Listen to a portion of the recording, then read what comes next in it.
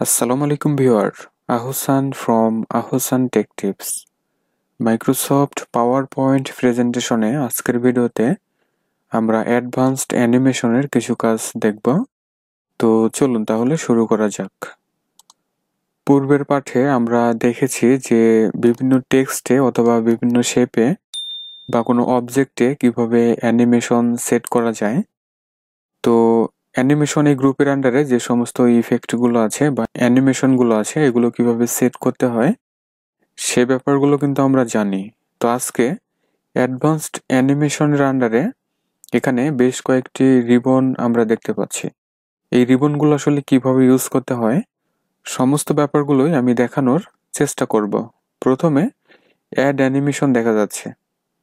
Add animation হচ্ছে আমরা এখান থেকে যেভাবে অ্যানিমেশন টেক্সটগুলোতে বা বিভিন্ন শেপগুলোতে বা বিভিন্ন অবজেক্টগুলোতে সেট করতে পারি, সেম অপশন কিন্তু এখানেও দেওয়া আছে।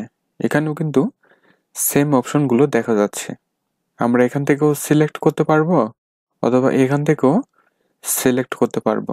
যে কোনো এক জায়গা থেকে সিলেক্ট করলেই হবে, ঠিক আছে। এর পরবর্তীতে অ্যানিমেশন প্যান আছে। অ্যানিমেশন প্যান হচ্ছে আমরা আমাদের এই স্লাইডে যতগুলো টেক্সট বক্স কন্ট্রোল নিব অথবা শেপ নিব, অবজেক্ট নিব, পিকচার নিব এবং যেগুলোতে আমরা অ্যানিমেশন সেট করব সমস্ত ব্যাপারগুলোকে সিরিয়ালি পাওয়ার জন্য অ্যানিমেশন এই প্যানের অনেক গুরুত্বপূর্ণ একটি ভূমিকা আছে। এখন তো এখানে অল্প কয়েকটি অ্যানিমেশন দেওয়া আছে। আমরা যখন আমাদের স্লাইডে অনেক অনেক ধরনের অ্যানিমেশন ইউজ করব তখন এগুলোকে সঠিকভাবে ম্যানেজ করার জন্য অ্যানিমেশনের প্যান কিন্তু অবশ্যই দরকার হবে। দেখুন এখানে কিন্তু আমার প্রত্যেকটিতেই অ্যানিমেশন সেট করা আছে, তাই না? তো এখন যেটি এখান থেকে সিলেক্ট করা হোক না কেন এই পাশে কিন্তু হাইলাইট হচ্ছে, তার মানে এটি সিলেক্টেড হচ্ছে। দেখুন এটি যদি সিলেক্ট করা হয় তাহলে নাম্বার সহ কিন্তু দেখা যাচ্ছে। এবং এখান থেকে আমরা আবার যদি চাই এগুলোকে বিভিন্নভাবে ম্যানেজ করব, যেমন ধরুন এটিকে আমাদের উপরে নিচে নেওয়া দরকার, তাহলে ড্র্যাগ অ্যান্ড ড্রপ করুন, তাহলে সেটি কিন্তু সেট হয়ে যাবে। দেখুন সেট হয়ে যাচ্ছে। এভাবে আগে পিছে আমরা করে নিতে পারবো। এছাড়াও আপনি চাচ্ছেন এই টেক্সট বক্সে অথবা এই টেক্সটে আমি যে ধরনের অ্যানিমেশনগুলো সেট করেছি সমস্ত ব্যাপারগুলোকেই আমি ম্যানেজ করব। এজন্য এই ড্রপ ডাউনে ক্লিক করতে হবে। তাহলে দেখুন এখানে বেশ কিছু অপশন কিন্তু আমরা পেয়ে যাচ্ছি। এখানে ইফেক্ট অপশন আমরা দেখতে পাচ্ছি, টাইমিং দেখতে পাচ্ছি, হাইট অ্যাডভান্স টাইমলাইন আছে। আমরা যদি অ্যাডভান্স টাইমলাইনকে হাইড করতে চাই তাহলে হাইড করতে পারবো। আবার যদি চাই যে এখান থেকে অ্যানিমেশনটিকে আমরা রিমুভ করব তাহলে কিন্তু রিমুভ করে দেওয়া যাবে। দেখুন অ্যানিমেশন কিন্তু রিমুভ হয়ে গিয়েছে, ঠিক আছে। এভাবে আমরা কিন্তু এই অ্যানিমেশন প্যান কিন্তু ইউজ করতে পারবো। এরপরে একটি গুরুত্বপূর্ণ বিষয় আছে, সেটি হলো ট্রিগার। তো এই ট্রিগার আসলে কিভাবে ইউজ করতে হয় এই ব্যাপারটা আমি দেখিয়ে দিচ্ছি।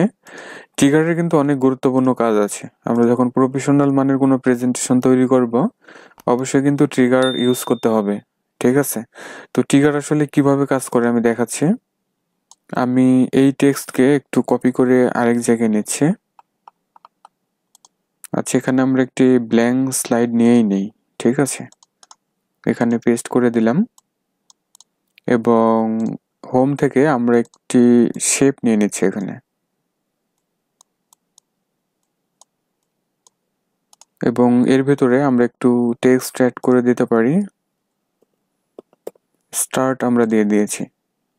এখন আমি চাচ্ছি যে এই স্টার্টে যদি ক্লিক করা হয় তাহলে এই লেখাটি শো করবে, এই লেখাটি আমাদের সামনে ডিসপ্লে হবে। তাহলে এটি ট্রিগারের মাধ্যমে কিন্তু আমরা করতে পারবো। যেহেতু আমরা চাচ্ছি এই শেপে ক্লিক করার সাথে সাথে এই টেক্সট আমাদের সামনে ডিসপ্লে হবে, সো এই টেক্সট আগে আমাদের সিলেক্ট করে নিতে হবে। এই টেক্সট সিলেক্ট করার পরে আমরা চলে যাব ট্রিগারে। ট্রিগার আসার পরে অন ক্লিক অফ আছে। এখানে দেখুন টেক্সট বক্স 1 এবং হচ্ছে রেক্টেঙ্গেল 2, এটি কিন্তু রেক্টেঙ্গেল শেপ। তো এখান থেকে আমরা রেক্টেঙ্গেল 2কে সিলেক্ট করে দেব। তাহলে দেখুন এখানে কিন্তু একটি আইকন দেখা যাচ্ছে। আমি একটু বড় করে দেখাচ্ছি। দেখুন একটি কি বলে এটিকে বজ্রপাতের মতো একটা আইকন দেখা যাচ্ছে। তার মানে হলো এখানে ট্রিগার সেট করা হয়েছে। তো আমরা একটু প্রিভিউ করে দেখতে পারি কি অবস্থা। প্রিভিউ করিয়েছে, দেখুন টেক্সট কিন্তু এখানে নেই। আমরা যদি এই স্টার্টের উপরে মাউস নেই তাহলে মাউসের কিন্তু হ্যান্ড পয়েন্টার আমরা পেয়ে যাচ্ছি। এখন যদি এখানে ক্লিক করা হয়, দেখুন আমার টেক্সট কিন্তু ডিসপ্লে হলো। তার মানে হচ্ছে এখানে ট্রিগার হিসেবে কাজ করে। অর্থাৎ হলো ট্রিগার বলতে আমরা কি বুঝি, ধরুন পাখি মারা যে বন্দুকগুলো আছে, এখন বন্দুকে গুলি লোড করা হলো এবং ট্রিগার প্রেস করার সাথে সাথে কিন্তু আমরা যেখানে নিশ করব সেখানে কিন্তু ওই গুলিটি যাবে, গুলিটি গিয়ে লাগবে, অর্থাৎ একটা অ্যাকশন হবে। অর্থাৎ ট্রিগার প্রেস করে কিন্তু বিভিন্ন অ্যাকশন আমরা নিচ্ছি। তো অনুরূপভাবে এই ট্রিগার সেই ট্রিগার হিসেবে আমরা বলতে পারি যে কোনো স্পেসিফিক বিষয়বস্তুকে আমরা যদি ট্রিগার হিসেবে অ্যাকশন করতে চাই তাহলে কিন্তু এই পাওয়ার পয়েন্ট প্রেজেন্টেশনে এই ট্রিগার অপশনটি আমরা ইউজ করব। এবার আসা যাক অ্যানিমেশন পেইন্টার। তো অ্যানিমেশন পেইন্টার হচ্ছে, আমরা যদি হোমে যাই তাহলে এইখানে দেখুন ফরম্যাট পেইন্টার নামের একটি অপশন কিন্তু আছে। এই ফরম্যাট পেইন্টারের কাজ কি, আমরা যদি আমাদের টেক্সটগুলোতে যে যে ফরম্যাটিংগুলো করব, লাইক ফন্টের বিষয়বস্তু হতে পারে, 4 কালারের বিষয়বস্তু হতে পারে, অনেক কিছু কিন্তু আমরা ফরম্যাটিং করি এবং ফরম্যাটিং করা টেক্সটের মতো আমরা যদি অন্য কোনো টেক্সট করতে চাই তাহলে দ্রুত কিন্তু আমরা ফরম্যাট পেইন্টার ইউজ করে থাকি। অনুরূপভাবে আমরা কিন্তু এই অ্যানিমেশন পেইন্টারটি ইউজ করতে পারি। অর্থাৎ হলো এই টেক্সটে অথবা এই শেপে অথবা কোনো অবজেক্টে আমরা যে অ্যানিমেশনটি ইউজ করব সেটিকে যদি অন্য কোথাও আমরা ইউজ করতে চাই খুবই দ্রুত, তাহলে অ্যানিমেশন পেইন্টার আমরা ইউজ করতে পারবো। ঠিক আছে, তো এটা আসলে কিভাবে ইউজ করতে হয় আমি একটু দেখিয়ে দিচ্ছি। তো তার জন্য এই টেক্সটকে আমি একটু কপি করে এখানেই পেস্ট করে নিচ্ছি এবং এখানে যে অ্যানিমেশনটি দেওয়া আছে নান করে দিচ্ছি। তাহলে আমার এখানে কিন্তু অ্যানিমেশন সেট করা আছে এবং এই টেক্সটে কিন্তু কোনো অ্যানিমেশন সেট করা নেই। এটি বোঝার জন্য আমরা এখানে নান কিন্তু দেখতে পাচ্ছি। এখন এই টেক্সটে যে অ্যানিমেশনটি ইউজ করা আছে আমি চাচ্ছি সেটি এই টেক্সটে ইউজ করার জন্য।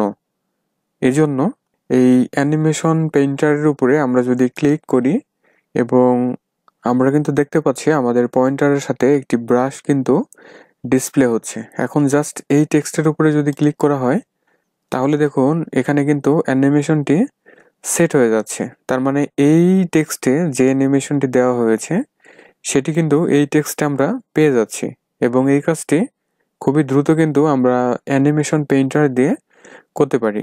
অথবা আমি কন্ট্রোল জেড করে দিচ্ছি, ধরুন এই ধরনের টেক্সট আরও আছে, ধরুন 2টি টেক্সট নেওয়া আছে। ঠিক আছে, তো আমি কালারগুলো একটু চেঞ্জ করে দিচ্ছি।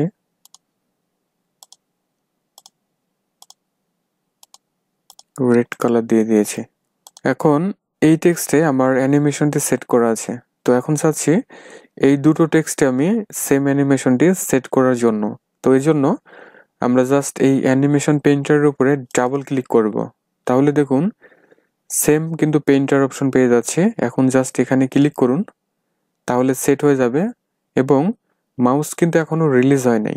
ঠিক আছে, আবার এখানে ক্লিক করুন, তাহলে কি হলো, খুবই দ্রুত কিন্তু আমরা জাস্ট এখানে ডাবল ক্লিকের মাধ্যমে কিন্তু আমরা সবগুলো টেক্সটে এই অ্যানিমেশন পেইন্টারটি ইউজ করতে পারবো। এখন যেহেতু আমার অ্যানিমেশন সেট করা হয়ে গেছে, জাস্ট আমরা অ্যানিমেশন পেইন্টারে আবারও ক্লিক করে এটিকে রিলিজ করে দিলাম। অনেক সময় প্রেজেন্টেশনে এমন হতে পারে যে অনেকগুলো টেক্সট একসাথে আমাদের অ্যানিমেশন পেইন্টারটি ইউজ করা লাগতে পারে, সেক্ষেত্রে ডবল ক্লিক করে কিন্তু আমরা ইউজ করতে পারবো। ঠিক আছে, অথবা এই অ্যানিমেশনটি আমরা যদি চাই অন্য কোনো স্লাইডের কোনো টেক্সট ইউজ করব সেটিও কিন্তু করা যাবে। তো আমি দেখাচ্ছি, আমি জাস্ট এখানে ডাবল ক্লিক করলাম, এরপরে ধরুন এখানে আমি চাচ্ছি এই টেক্সটে সেটিকে সেট করার জন্য জাস্ট এই টেক্সটে আপনি ক্লিক করুন, তাহলে দেখুন 1 নম্বর দেখা যাচ্ছে। তার মানে ওই অ্যানিমেশনটি কিন্তু সেট হয়ে গেছে, যে স্পিল্ড এই অ্যানিমেশনটি কিন্তু এই টেক্সটেও সেট হয়ে গিয়েছে। দেখুন সেট হয়ে গিয়েছে। তো এইভাবে আমরা যেখানে খুশি এই অ্যানিমেশন পেইন্টারটি কিন্তু ইউজ করতে পারবো। তাহলে ভিউয়ার, আজকের ভিডিওতে আমরা মাইক্রোসফট পাওয়ার পয়েন্ট প্রেজেন্টেশনে অ্যাডভান্সড অ্যানিমেশন গ্রুপের আন্ডারে যে সমস্ত রিবনগুলো আছে সমস্ত ব্যাপারগুলো আমরা ডিসকাস করেছি।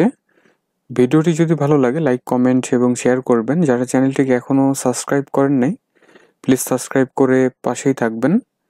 সবাই ভালো থাকুন, সুস্থ থাকুন। Thanks for watching.